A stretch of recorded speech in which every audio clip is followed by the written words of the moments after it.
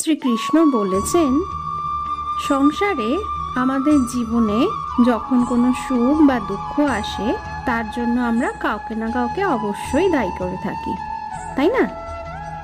এই ব্যক্তি আমাদের সাথে এমন করেছেন, তাই আমার সাথে এমন হলো। ওই ব্যক্তি যদি আমার সাথে এমনটা না করতেন তাহলে হয়তো আমি এই সম্মানে পৌঁছতে পারতাম। এই সবই আপনার দৃষ্টিভঙ্গির ওপর নির্ভরশীল। যদি আপনার দৃষ্টিভঙ্গি এমন হয় তাহলে তা অনুচিত। সত্যি কথা বলতে এই সংসারে ভিন্ন ভিন্ন ধরনের মানুষ আছে। এটা আপনার উপর নির্ভর করছে কিভাবে তাদের আপনি স্বাগত জানাবেন। একবার ভাবুন, আমি আমার দুটো হাত সামনে নিয়ে এলাম, এবার দুটো হাতের মুঠোই খুলে দিলাম। দু প্রকারের মানুষই আসবেন, কিছু না কিছু আপনাকে দিয়েই যাবেন। আর এই মুঠো যদি আমি বন্ধ করে রাখি তাহলে আমার কিছুতেই কিছু যায় আসবে না। নিশ্চয় বুঝতে পারছেন এই দুই প্রকারের মানুষ কারা এবং তারা কি কি দিয়ে যায়।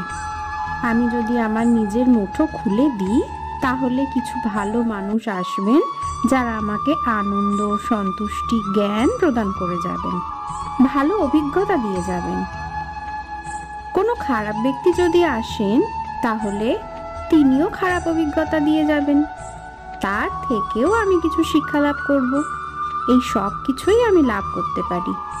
মুঠো যদি বন্ধ করে রাখি তাহলে আমি কিছুই পাবো না। দেখুন, এই সংসারে প্রত্যেকের জীবনেই এই দুই ধরনের মানুষ থাকে, কেউ ভালো, কেউ মন্দ। ভালোর থেকে ভালোর অভিজ্ঞতা নিতে হয়, খারাপেরও কাছ থেকে খারাপের অভিজ্ঞতা আছে। কিন্তু নির্ভর করছে এগুলো আপনার উপর।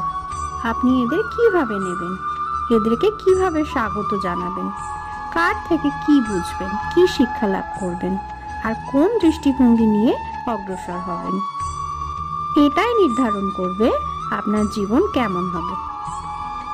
রাধে রাধে।